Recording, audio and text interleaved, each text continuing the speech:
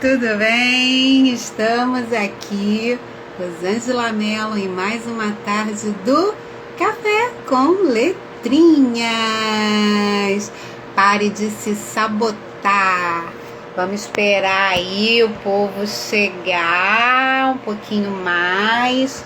Vamos organizar aqui o posicionamento. Oi, Silvia! Ah, eu vivo inventando coisas com esse cabelo, minha amada. Mudar é preciso, sempre. Mudar é preciso sempre. E eu, então, sou uma pessoa em eterna transformação. Ah, que bom, que bom, que bom que você conseguiu entrar. Deixa eu ver aqui, tarará, não vou desativar nada, eu só vou mandar aqui pro povo, né? Deixa eu ver se eu vou no teclado certo, gente, que eu fico querendo usar o celular com o teclado do computador, né? Aí faz como? Né? Faz como? Faz como? Ó, deixa eu mandar aqui pra turma aqui, ó, mandar. Vamos ver se o que o povo tá fazendo, quem sabe, né? Alguns outros que não têm o hábito de vir, vêm pra cá para poder se beneficiar, né? Desse momento, dessa tarde, onde a gente vai falar de mais um dos comportamentos sabotadores. Isso é muito legal.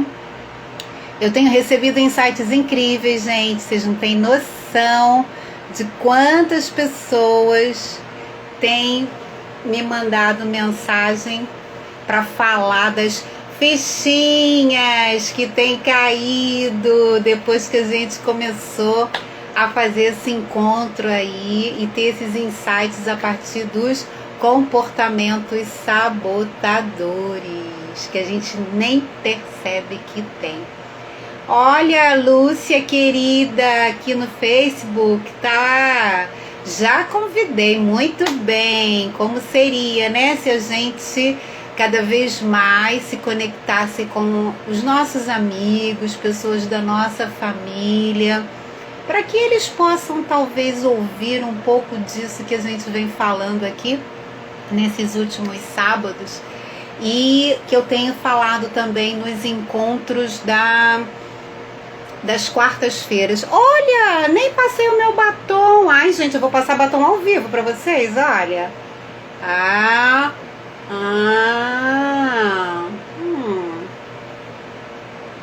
boca fica ressecada. E aí eu vivo passando batomzinho.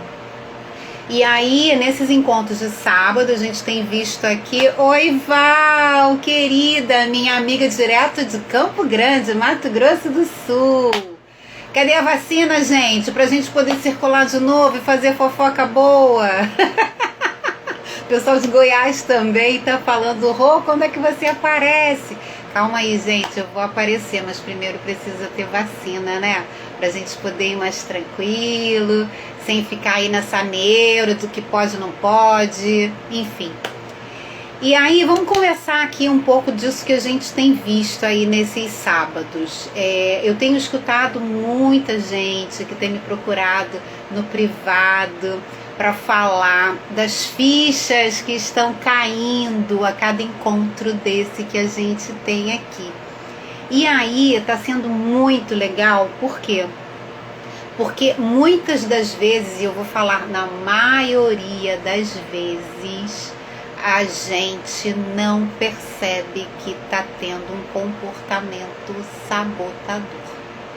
Ah, Rô, mas como é que eu faço para perceber isso? Alerta ligado, gente, sabe? E assim, perceber algumas coisas que a gente tem falado aqui. Eu não sei como é que tá o meu som aqui no Instagram. Como é que tá aqui? Acho que tá bom, né? E aí, é perceber, gente, é perceber o que a gente ouve às vezes nesses encontros e olhar pra gente para perceber o que isso tem que tá ali vibrando e ressoando com a minha vida. A grande sacada é essa, tá? Então, assim, é claro, cada um aqui tem uma realidade diferente, mora em um lugar diferente, né, Val? Val, por exemplo, tá aqui no Facebook e tá lá, Mato Grosso do Sul, gente, Campo Grande, como pode melhorar cada vez mais, né? A gente tem aqui também no Instagram pessoas que são de outros bairros aqui do Rio de Janeiro. A Lúcia é minha vizinha, a Silvia já mora no Rio de Janeiro. Enfim, a gente vai fazendo aí essa miscelânea gostosa nesses encontros de todos os sábados.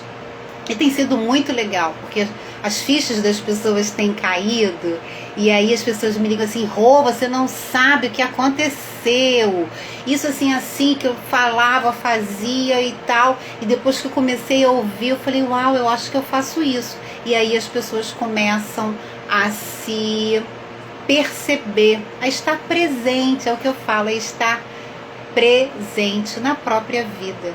A gente sempre tem essa máxima de querer ser o melhor para o outro, de querer fazer o melhor para o outro, de querer se mostrar melhor para o outro, sempre o outro.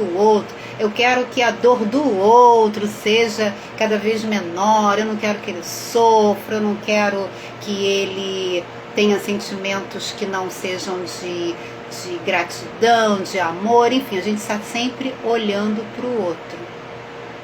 E aí a gente esquece de fazer o principal, gente. A mensagem principal para a gente que está por aqui é isso, é olhar para a gente. E eu sempre trago o exemplo do avião, que em caso de despressurização, e você, se tiver com uma criança, por favor, coloque primeiro a sua máscara para depois colocar a da criança.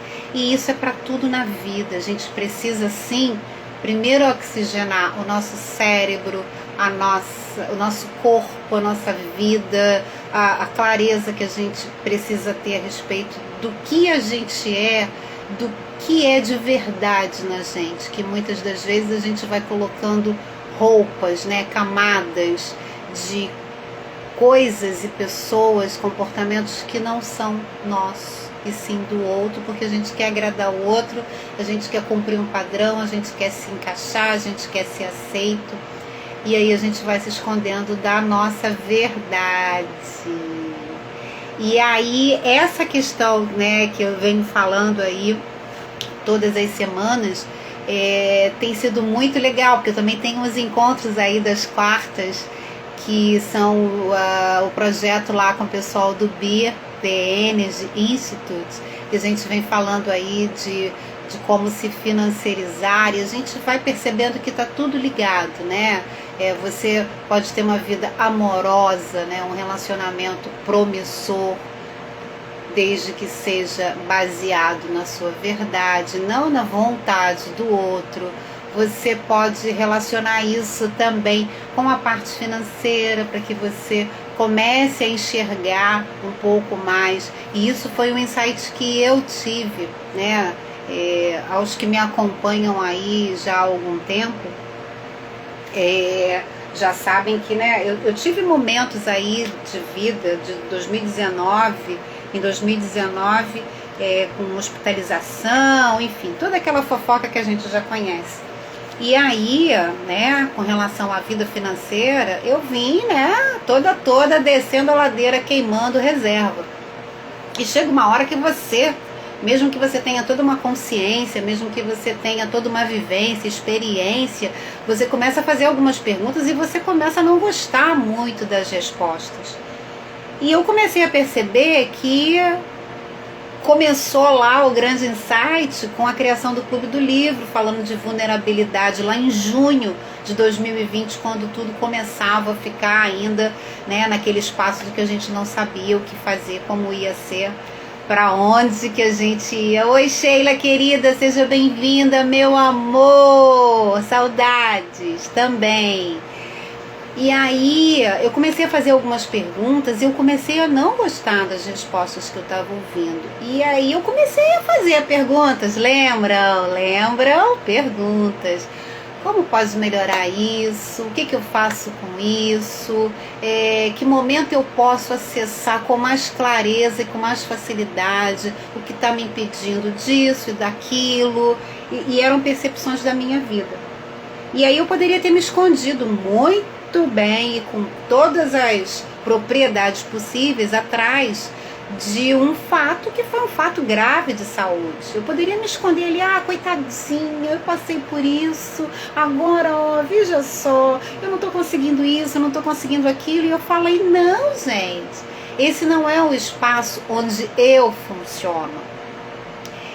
Eu sempre busquei, né, sempre pautei a minha vida em buscar sempre a minha verdade. Se era verdadeiro para mim, ok, eu vou fazer, independente do que fosse, e se agradasse. E aí eu comecei a ver que aquilo não estava me agradando. E aí veio o livro da Brené Brown, que a gente aí ficou meses a fio, se reunindo todo sábado aqui, e num grupo fechado, né? Porque ele é um clube do livro que está disponível aí, enfim, quem tiver interesse, está disponível no Linktree aqui do Instagram, e eu não sei, aqui no Facebook, enfim, deve estar, tá sempre no Linktree Ateliê da Consciência. Ali você clica, você acessa tudo que eu ando fazendo por aí, em tudo quanto é canto. E aí veio o livro Vulnerabilidade com a Brené. Ok, fechamos ali por volta de outubro, todo mundo saiu extasiado, né? Porque realmente a gente mudou de nível. Os que acompanharam a leitura desde o início e tal, a gente mudou de nível. A gente foi para um outro nível da brincadeira, da consciência, da clareza sobre a nossa vida e a nossa verdade. E aí, meados de novembro, eu recebi... A Lúcia tá botando aqui um bonequinho rolando de cabeça para baixo, botando cambalhotas, várias cambalhotas. E aí, quando chegou ali meados de novembro, eu recebi o convite da minha amiga Rejane, que é uma psicóloga em Minas Gerais, e falou: Rô, eu vi você falar tanto da questão da vulnerabilidade, vamos criar uma coisa juntos para falar de sabotagem? E aí a gente criou também o workshop Autossabotagem, hora de virar o jogo. E ali a gente teve a abordagem de uma psicóloga que é professora universitária, que tem atendimentos clínicos, que tem a função de psicóloga ativa e lida também com a parte educacional, formando novos psicólogos. E além disso também é uma facilitadora de barras de Axis, como eu, é consteladora familiar sistêmica, enfim, ela tem... Oi, Silvia, você caiu e voltou? Que bom! Seja bem-vinda novamente e traga tudo aquilo que você puder contribuir aqui com a nossa tarde. E aí a Rejane veio com esse convite e nós fizemos o workshop também disponível aí no Linktree e falamos da autossabotagem, ok? Isso foi em dezembro. Quando chegou em janeiro, chega esse livro, né, gente? Aí a pessoa vai fazer o quê? Tá, tem coisas aqui que eu preciso olhar na minha vida. E vamos olhar. E se alguma coisa que vai fazer, né, vai atuar como um agente transformador na minha vida, por que não compartilhar isso com todas as pessoas que estiverem dispostas, né, estarem aqui com a gente nos encontros, e até mesmo aquelas que virem o vídeo depois. E aí por isso que a gente, né, só para dar uma recapitulada aí para alguns que ainda não conhecem a história. E aí, né, Sheila, o pare de se sabotar e dê a volta por cima veio parar na minha mão. E aí a gente começou, né, a fazer leitura com os dados do autor, né, falando como utilizar, o que estava prejudicando. Ele faz algumas prévias de identificação, né, de comportamentos, ele conta algumas historinhas, compreendendo os segredos do sucesso pessoal, os caminhos opostos, aí fala da superação das limitações, as teorias, né? As limitações pessoais delimitam fronteiras, livrando-se do excesso de peso. E aí cada encontro a gente vem falando, né, mais profundamente sobre esses temas. E aqui agora eu vou só falar, Valéria, ó, esse daqui, ó, pare de se sabotar e dê a volta por cima. É um livro curto, ele tem cerca de 160 páginas, 159 páginas, né? E assim, é bom porque não é aquela leitura densa, né, demorada, é uma coisa mais rápida. Aqui acaba demorando um pouco mais, que a gente vai trazendo a cada parágrafo aqui, a cada trecho, a gente vai trazendo os nossos insights. E aí ele fala das 5 leis das limitações pessoais, ele fala, ó, todos temos limitações pessoais, não é possível transpor as limitações que não enfrentamos. Nossas limitações pessoais atuam em todas as esferas da nossa vida. As limitações pessoais estão atreladas às tarefas. Vence quem tiver menos limitações. E aí ele entra numa visão geral dos 10 principais limitações que ele chama como fatais, tá? E ele aborda dizendo que o foco é preciso, que é o que eu sempre trago para vocês e trouxe já, né, alguns minutos atrás, a questão de você estar presente na sua vida, seja em que circunstância for, seja em que momento for, seja em que assunto for. Foco naquilo que você está desenvolvendo, está criando, está elaborando, está estudando, enfim. É foco, né? É direção, é estratégia, é colocar uma luz naquilo que você quer, que você deseja realizar, né? Então ele fala muito bem disso aqui, que o foco é preciso, né? E ele dá uma historinha aqui. Tudo isso está falado nos encontros anteriores, tá, gente? Eu criei uma playlist no YouTube a partir desse vídeo que é criado ao vivo aqui agora com vocês. Isso está disponível lá no YouTube. Eu criei uma playlist chamada Café com Letrinhas Apresenta e vou numerando, tá? 1, 2, 3, tem todos os encontros lá. Então, quem quiser, quem ainda não viu e escolhe fazer isso, é só dar um pulinho lá no YouTube. E também tá aí no Linktree o acesso, você vai direto, acessa a playlist e você vai ter todos os vídeos anteriores para que você possa se consolidar ali, né? Se entrar ali no assunto por completo de todos os detalhes que a gente já falou aqui. E aí ele fala da identificação das limitações, a crítica é essencial, quando a motivação encontra ciência, e aí isso tem aí uma série de coisas que a gente falou a respeito, e isso tem sido também motivo dos encontros das quartas-feiras. E aí ele pergunta qual é a sua limitação pessoal, e nesse encontro aqui a gente falou de 10 blocos, e eu fiz ao vivo isso aqui. A gente falou de 10 blocos de 3 perguntas sobre cada um dos temas, cada um dos comportamentos sabotadores, né, que todos nós temos, tá? Uns têm mais, outros têm menos, mas isso é presente em todos nós, tá? Isso não é um privilégio de um, é um defeito de outro, não. Isso existe em cada um de nós, todos eles, né? Esses 10 principais. Às vezes com uma nuance mais acentuada, outra vez mais leve, né? Com mais leveza, mas todos nós temos. E aí a gente, na semana passada, a gente falou da limitação número 1. Eu passo o nariz coça, eu passo a mão no nariz e depois passo o álcool na mão.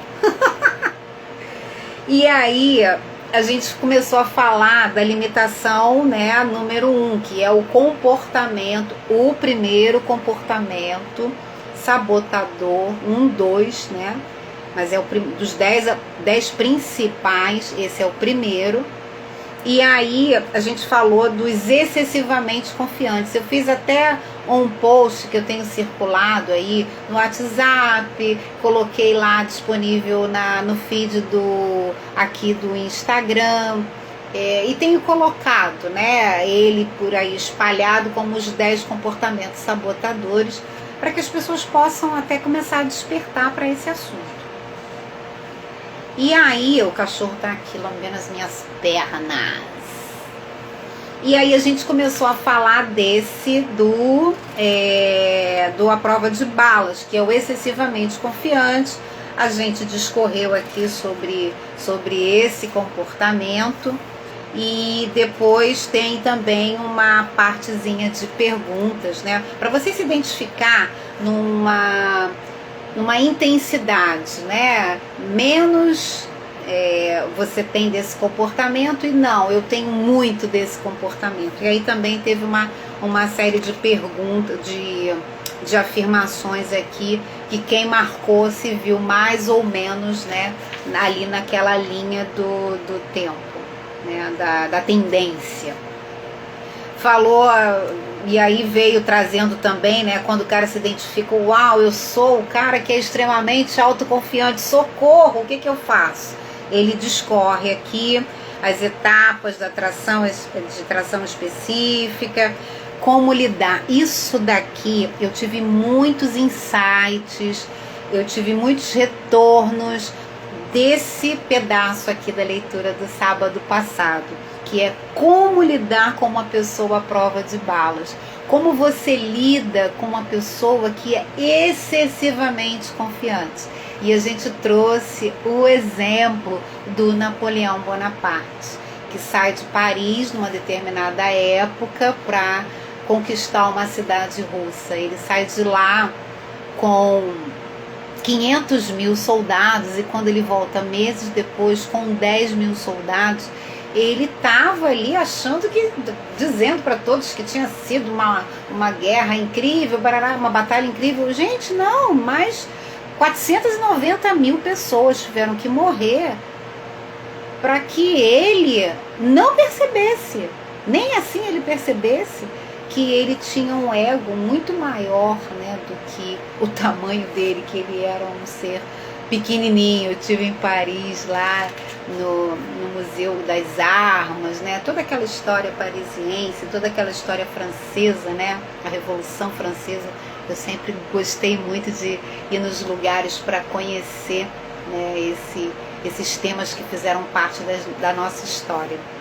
E aí, esse tema aqui, eu falei, uau! Foram muitos os retornos que eu tive durante a semana com relação às pessoas que usaram isso daqui para lidar com essa pessoa que tem essa autoconfiança excessiva. E aí hoje a gente vai falar de mais um comportamento. A gente vai falar do segundo, né? Um dos 10, o segundo comportamento, que é o pouco autoconfiante. A gente falou lá do primeiro, que era o excessivamente confiante, né? Ele confia excessivamente em tudo. E hoje a gente vai falar daquele que não tem autoconfiança, aquele que vive quietinho dentro da ostra, não mexe comigo, me deixa aqui na minha vidinha confortável, porque tá bom do jeito que tá, eu não quero mexer em nada. E às vezes a pessoa perde excelentes oportunidades de criar coisas fantásticas com pessoas incríveis. E aí hoje a gente vai começar a falar disso aqui, tá bom? Como é que estamos aí? Som legal, internet, como é que tá? A Silvia caiu, a Silvia voltou, e aí eu não sei onde é que ela anda não, gente. Deixa eu chegar aqui, me posicionar, vocês estão me vendo bem? E aí eu vou começar aqui, tá? Comportamento número 2 dos 10 que a gente vai abordar aqui. Ostra, o pouco autoconfiante. As ostras me lembram Charlie Brown, personagem do desenho Snoopy. Um garoto ótimo que se esforça para ser gentil com todos à sua volta. Porém, essa limitação toma conta dele. Ninguém o leva a sério. Ele não consegue fazer contato visual com as pessoas quando fica tenso e é indeciso. vive sendo passado para trás, mesmo tendo um coração generoso. Sempre se preocupa com os demais, mas ninguém liga para ele. Deve ser frustrante saber que você possui talentos e nunca ter a oportunidade de colocá-los em prática. Oi, Silvia, voltou! Olha, então vamos fazer o seguinte: em todos os lugares que a Tim está realmente te sabotando, ou qualquer que seja aí a criação que você tenha criado para se sabotar nesse encontro, vamos aí, ó, desprogramando toda essa programação aí que está te impedindo de assistir com total tranquilidade a sua live, meu amor. Vamos desprogramar e vamos atualizar com possibilidades, hein? Estética Sandra Fernandes, seja muito bem-vinda. Estamos falando aqui hoje do segundo dos 10 comportamentos sabotadores que viemos aqui todos os sábados falar, tá, querido? Seja muito bem-vindo. E aí, ele fala, né? Ninguém liga para ele. Deve ser frustrante saber que você possui talentos e nunca ter a oportunidade de colocá-los em prática. As perdas decorrentes dessa limitação pessoal são tremendas. Vidas que nunca se realizam plenamente, sonhos que nunca se tenta alcançar. Conheci algumas ostras ao longo dos anos, e o que eu tinha vontade de dizer a elas era: abra-se para o mundo. Voz misturando. Olha, vamos lá, vamos desprogramando tudo isso aí, hein, gente? Facilidade, por favor, no nosso encontro, hein? Então aqui ele já traz logo uma frase transformadora, né? Abra-se para o mundo, que é onde eu trago para vocês, baixem as barreiras, baixem as expectativas, para que vocês possam, a cada vez que venham aqui falar ou ouvir sobre qualquer assunto, para que vocês possam vir, ouvir e realmente se beneficiar do que tem aqui para todos vocês. E aí é isso que ele já diz aqui. Olha só como é que é lindo, né? Como é que quando a gente se propõe a fazer as coisas, como as mensagens vão chegando e a gente não tem um script a seguir. Eu sigo as páginas, né? De acordo com o que a gente vai tocando aqui. Abra-se para o mundo. Vamos lá? Abrir para o mundo, para o universo e receber tudo aquilo que está aí disponível para a gente hoje, aqui, agora, para que a gente possa perceber que tem grandiosidades aí à nossa disposição, basta apenas que a gente peça. O Speed Channel, canal de TV a cabo dedicado a corridas, telefonou para o meu escritório. Alguém de lá ouvira falar a respeito dos resultados que minha empresa estava alcançando em escolas e organizações e queria saber se os princípios da superação das limitações pessoais dariam certo no mundo da NASCAR, a maior associação automobilística americana. A proposta era simples. Juntos escolheríamos uma equipe da NASCAR e nossa tarefa seria tentar fazê-la acelerar e obter melhores resultados nas pistas, após aplicar nossos processos para aprimorar o desempenho. O primeiro passo era coletar dados comportamentais sobre cada integrante da equipe selecionada, incluindo seus proprietários. Eu sabia muito pouco sobre a NASCAR, embora meu filho, Mika, que é fã de corridas, falasse muito sobre o assunto. Logo ficou claro que eu tinha muito que aprender. Na primeira reunião com a equipe, um dos meus homens se aproximou de mim. Então, há quanto tempo você trabalha na NASCAR? Há uns 20 minutos, respondi, depois de consultar o relógio. Dá para imaginar quanto meu currículo os impressionou? Tudo que eu sabia sobre esse universo era que os carros corriam a altas velocidades em circuitos ovais. À medida que passei a trabalhar com a equipe, tive uma excelente impressão. São ótimos colegas de trabalho e amam o que fazem. Eu não tinha noção de como o mundo da corrida era difícil até estar no meio dele.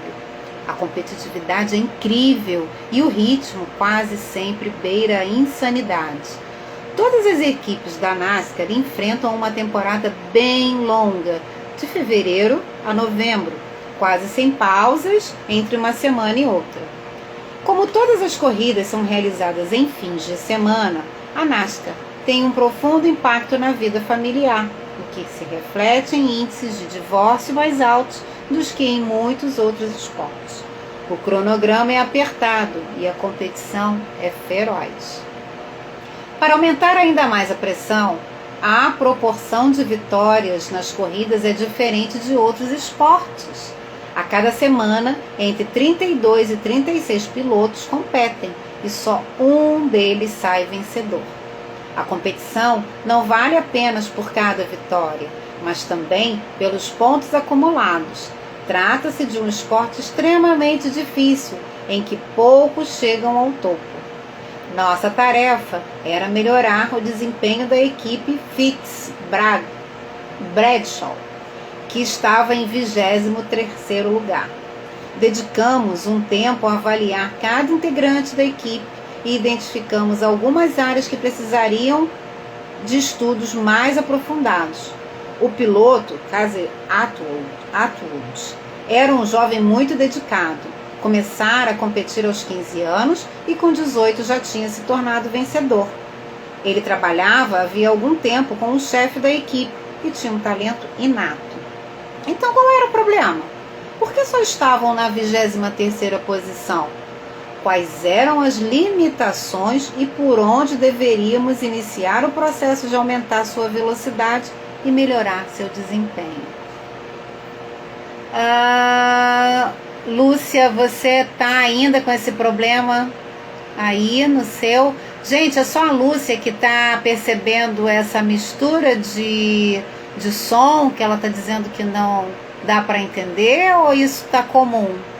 Porque aí a gente pode...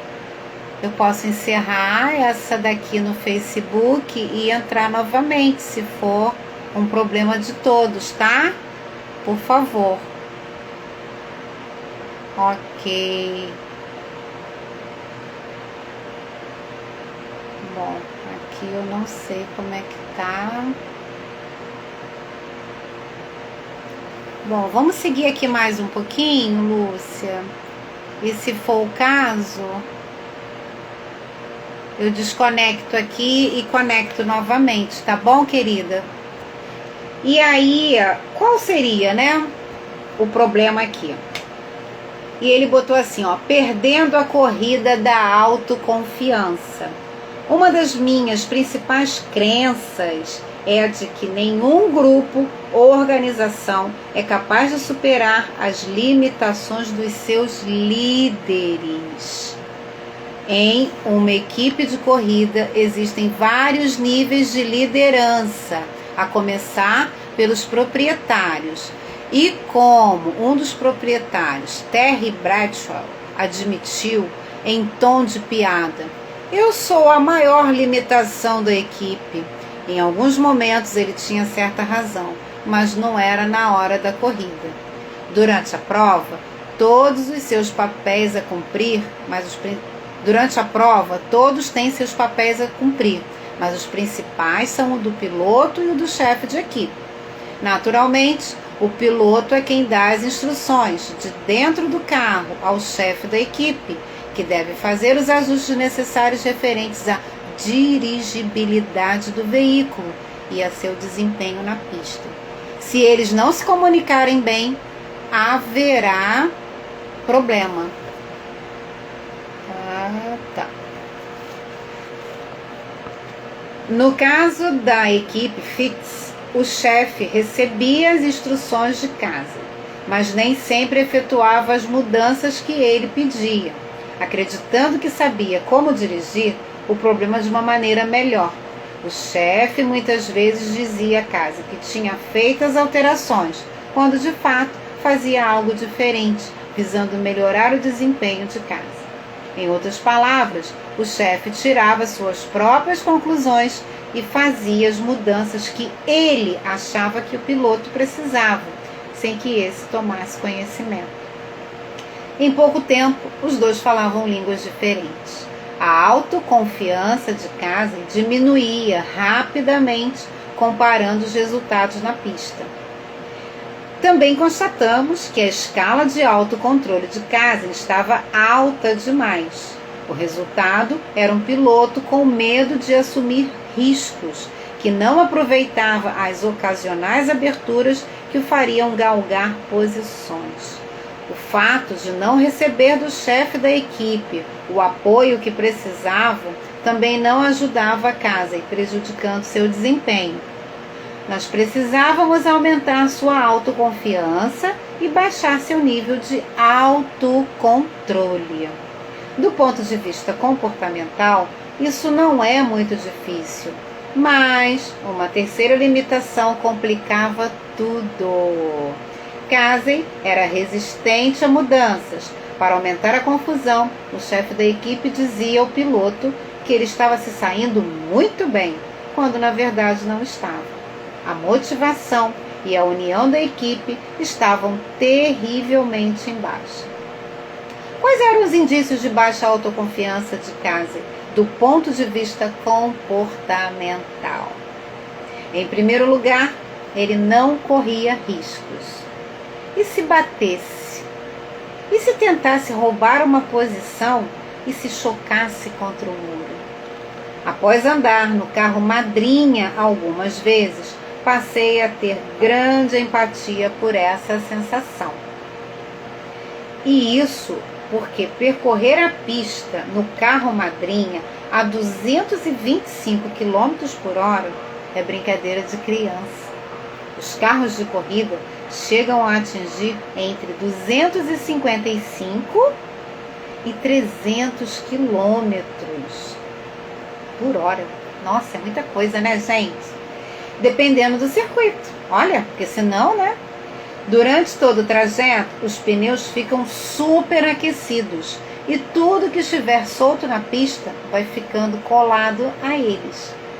Conforme se acelera, os detritos presos aos pneus são lançados contra o paralama, de modo que o piloto está com a sensibilidade à flor da pele, enquanto tenta não bater no muro, que às vezes está a centímetros de distância.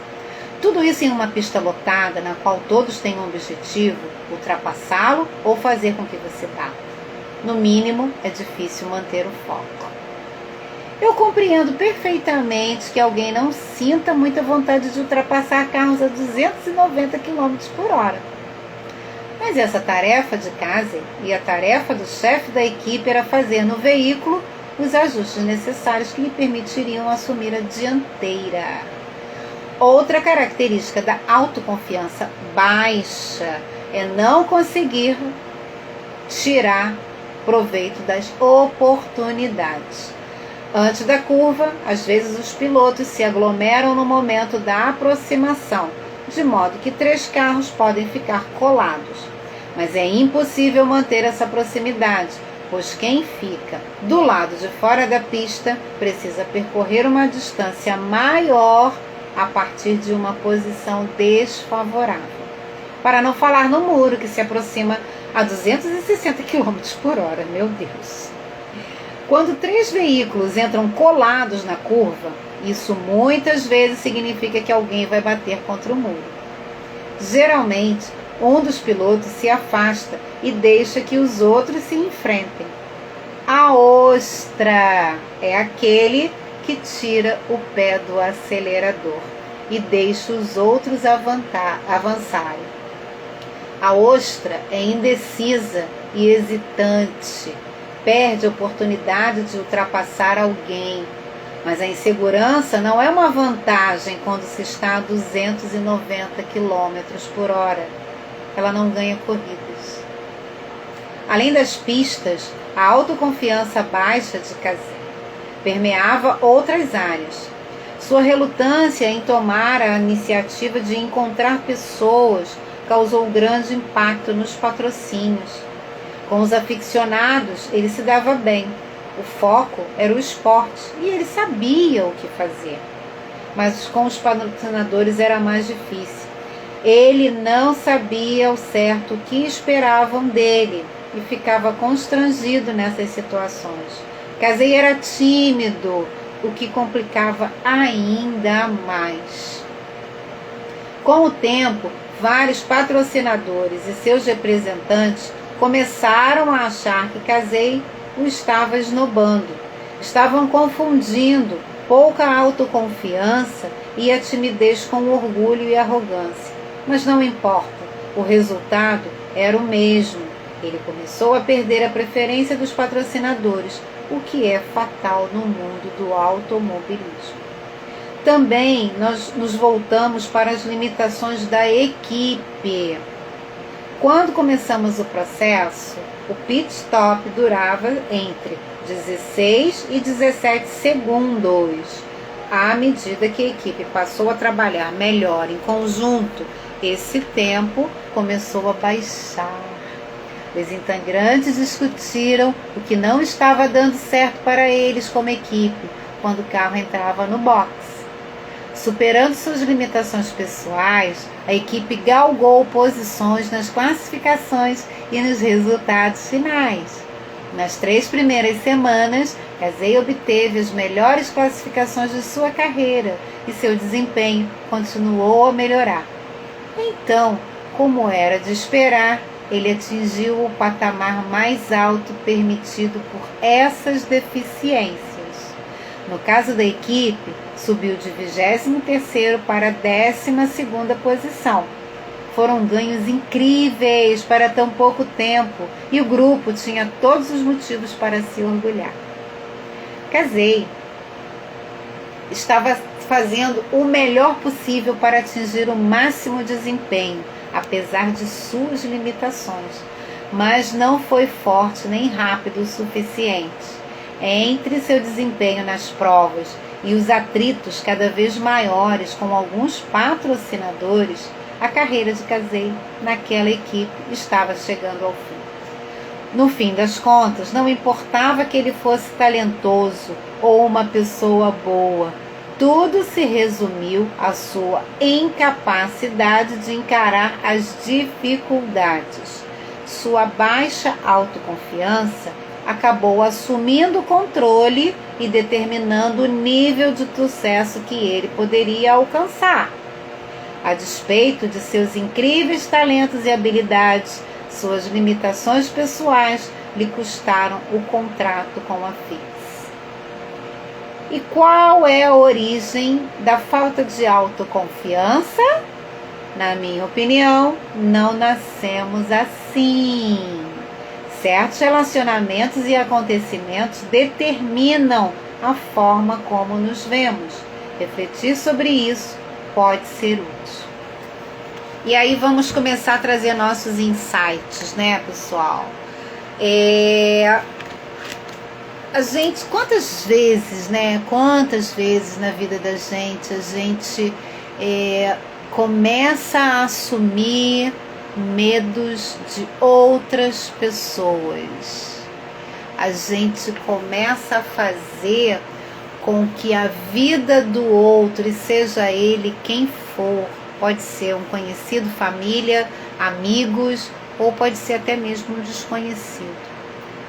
A gente começa a olhar para uma situação que está acontecendo com alguém e começa a achar que aquilo pode acontecer com a gente também. E aí, por conta desse achismo, a gente começa a criar. Lembra de quando a gente falou lá atrás, né, de outros assuntos, de outros comportamentos, que eu comecei a abordar a questão da criação de sinapses neurais? O que vem a ser as sinapses neurais são os caminhos nervosos que o nosso corpo tem para poder mandar as mensagens do nosso cérebro para o nosso corpo e a partir daí a gente começar a ter pensamentos que interferem nos nossos comportamentos e atitudes.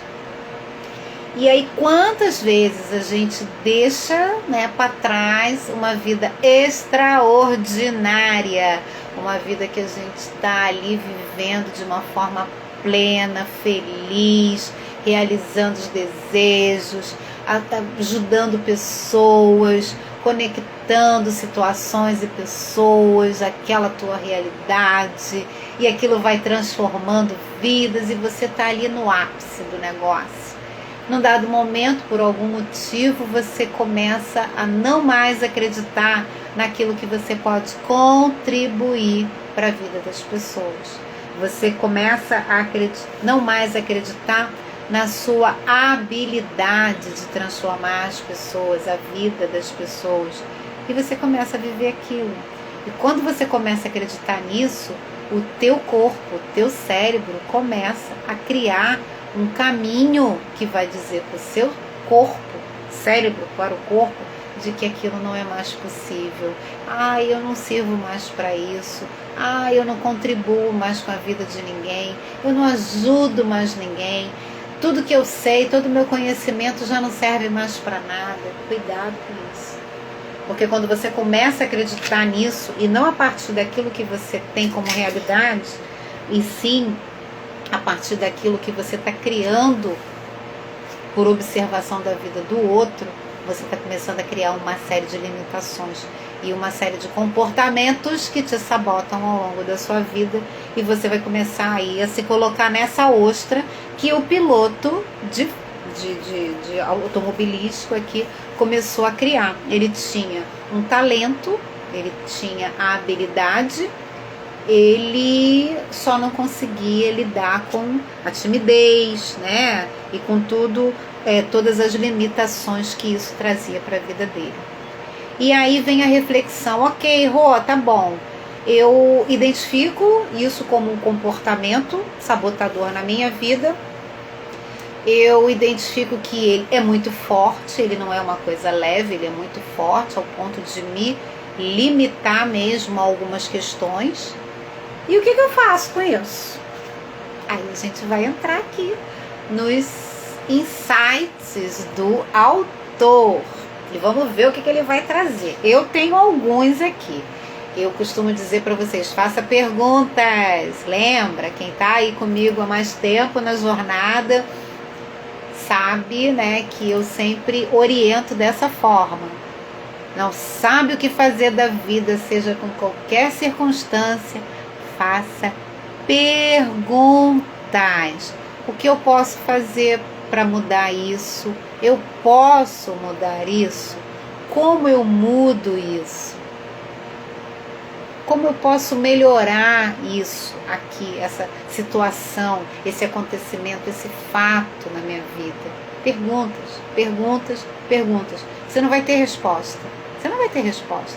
E essas perguntas que você faz, não é para que você tenha uma resposta. Aí você já está indo para a conclusão de tudo, que é onde a gente vive o tempo todo, concluindo, determinando, padronizando, e a gente está vendo que isso não funciona, né? Funcionou durante algum tempo, mas hoje não funciona mais. Então, como seria se a gente começasse a partir das perguntas, começar a sair desse lugar onde a gente se colocou por um motivo ou por outro, e o motivo não importa, não é isso que está em questão aqui. O que está aqui hoje disponível é você identificar o comportamento sabotador que você tem mais intenso na sua vida, e se isso está te limitando, te prejudicando, se isso está levando você para um lugar que você não gosta de estar, porque isso não é você, então comece a fazer perguntas. E vamos ver o que o autor tem aqui. Sabedoria de avô. Quando eu tinha 12 anos, o meu avô, a quem eu amava, respeitava e admirava muito, e eu estava trabalhando na fazenda da família, tínhamos que cortar um tipo de mato que ocupava a parte mais baixa do terreno. E o trabalho era manual, pois os tratores atolavam no solo encharcado. Só um minutinho, gente, para beber uma água aqui que a garganta vai ressecando. Hoje eu trouxe água de coco na canequinha da Itália. Eu adoro as minhas canecas, adoro.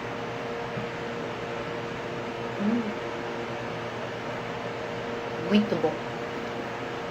Esse dia em particular estava muito mais quente e úmido que o normal e devo ter suado em bicas. Eu gostava desse trabalho, mas não estava conseguindo tirar da cabeça o jogo de beisebol da liga infantil da qual havia participado na noite anterior. Contei ao meu avô que eu não tinha atuado bem como lançador, fazendo arremesso sem controle e perdendo excelentes oportunidades de eliminar vários integrantes da equipe adversária. Você sabe o que está fazendo? Perguntou meu avô. Sei sim, respondi. Estou falando sobre o jogo de ontem e como estraguei tudo. Sabe o que você precisa fazer, filho? Replicou ele, olhando bem nos meus olhos. Esvazie sua mochila. Lembra, gente? Tá tudo em mim. Eu acho que eu já sou uma avó e não sabia. Eu sempre falo da mochila da vida, né? Tá pesado, gente. Para, abre, vê ali o que tá muito pesado e que não combina mais com a vida que você tem hoje. Não ressoa mais. E tira, e deixa no passado, onde aquilo pertence. Esvazie a mochila para que você possa ter espaço na sua vida, para que novas coisas possam entrar, possam chegar com facilidade, com alegria, com leveza, com gentileza, que é esse espaço que a gente tem escolhido cada vez mais. Meu avô percebeu a dúvida óbvia no meu rosto, então explicou. Depois do jogo, quando você guardou as bolas, a luva e o taco, guardou também a derrota em sua mochila. É preciso esvaziá-la para ficar pronto para a próxima partida. Você está perdendo tempo demais olhando para trás. Aprenda o que tiver de aprender com aquele jogo. E então use a lição para se concentrar na partida de amanhã. Meu avô não falava muito, mas quando falava, o que dizia fazia muito sentido. Nunca me esqueci do seu conselho e até hoje me recuso a perder tempo com o que passou. Sem dúvida, quero aprender com as experiências, mas não fico alimentando arrependimentos nem fazendo suposições. A lição é simples, é impossível correr bem olhando para trás. Eu vou grifar isso aqui, gente. É impossível correr bem olhando para trás. Cadê você? Perdi. Só um minutinho. Depois eu grifo, né? Quando ele aparecer de novo aqui, ó. Tá aqui. A lição é simples. Encontrei, gente. Isso eu faço uma analogia com os encontros das quartas-feiras que eu trouxe, num deles, falando especificamente de finanças, de dinheiro, o quanto que a gente perde tempo olhando no retrovisor da vida, quando na verdade a gente tem ali um lindo para-brisa à nossa frente, que a gente pode colocar o nosso foco, a nossa presença e olhar o que tem disponível ali, não é verdade? As dificuldades, os conflitos, as expectativas frustradas, as inseguranças, os abusos, as relações complicadas e os acontecimentos marcantes da vida fazem que todos nós carreguemos certa bagagem da qual precisamos nos livrar. Uau! O segredo é estar disposto a tratar essas feridas emocionais, pois quanto mais para o fundo da mochila empurrarmos esses sentimentos, mais entranhados eles ficarão. Essa mochila pode se tornar um fardo grande demais para se carregar todo dia.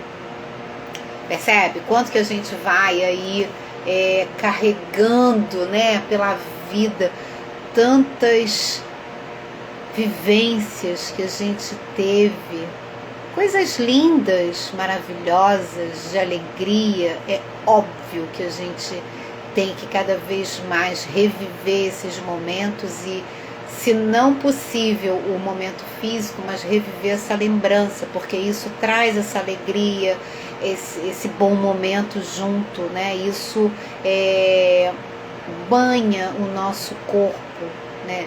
Com esse hormônio, essa percepção dessa alegria vivida em algum momento da vida, isso cria de novo hormônios de felicidade, de alegria, que vão para a nossa corrente sanguínea e deixam o nosso corpo a par daquela memória. Isso também acontece com memórias tristes.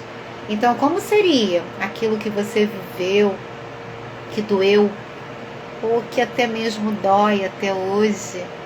Como seria? Não que você vá apagar a sua história, mas para que você vai continuar trazendo na mochila da sua vida, nas memórias que você tem, quando você poderia utilizar esse tempo para viver e reviver boas memórias? Isso vai inundar o seu corpo de felicidade, e esse talvez seja o combustível que você esteja aí esperando hoje. Então, para de ficar relembrando o tempo todo de tristezas, de coisas que você viveu e que, na verdade, está aqui, no retrovisor da vida. Passou, que bom que passou, mas está aqui, atrás. Não leva isso para frente. Vamos olhar pro para-brisa da vida e vamos ver o que tem de disponível para que a gente possa, sim, viver cada vez mais. E aí, a gente vem agora naquele momento que ele faz as afirmações para que você se identifique como uma ostra, né? De novo, todos esses comportamentos nós temos conosco. E aqui é identificar a intensidade que tem desse comportamento com a gente. Se for algo leve, ok, deixa ele ali, não está te atrapalhando? Ok. Agora, se for algo que tem uma intensidade maior e isso começa a te incomodar, te limitar, te entristecer, aí sim, aí a gente vai olhar para isso e vamos começar a fazer algumas ações, mudar alguns comportamentos, para que essa realidade não seja mais tão intensa. Então vamos ver o que o autor fala aqui dos sintomas. Ele diz sintomas, né? Você é uma ostra? Entre os sintomas a seguir, marque os que você identificar em si mesmo e some quantos marcou. E aí eu tenho 4, 6, 8, devem ser 10 também. Geralmente ele vem com uma lista de 10. Vamos lá, preparados? Eu vou fazer o ao vivo aqui, o meu ao vivo com vocês, sempre, né? Se cometo um erro ou desaponto alguém, tenho dificuldade em superar isso. Não, gente, eu não tenho dificuldade. Oi, meu amor, seja bem-vindo. Direto de Lisboa, Portugal. Não, olha, eu não tenho nenhum problema de assumir os meus erros e de pedir desculpas, né? Quando eu vejo que eu fui demais, quando eu falei demais, enfim. Então, esse eu não vou marcar porque, né? Eu não tenho dificuldade. Mais um. Há muita gente mais talentosa do que eu. Sim, existem pessoas mais talentosas do que eu, mas não significa dizer que eu também não sou muito talentosa. O fato do outro ter mais talento que eu não apaga o meu talento e a minha habilidade. Cada um tem o seu, cada um tem a sua habilidade, seu conhecimento. Silvia, de volta, vamos, olha, desprogramando aí tudo isso que a Tim tá trazendo para que você não assista, hein? O assunto aqui tá bom, depois volta lá e assiste quando a gente terminar aqui, porque tá falando agora do comportamento ostra, é aquele que tem muita dificuldade em lidar com isso. Silvia, você voltou e o Instagram já está aqui me falando que em 20 segundos a gente vai cair aqui. Então eu vou, mas eu volto como sempre faço, tá, gente? Olha, o pessoal do Facebook, tá? É aquele momento em que a gente dá aquela paradinha aqui rápida para eu retomar o Instagram, tá bom, gente? Até daqui a pouco.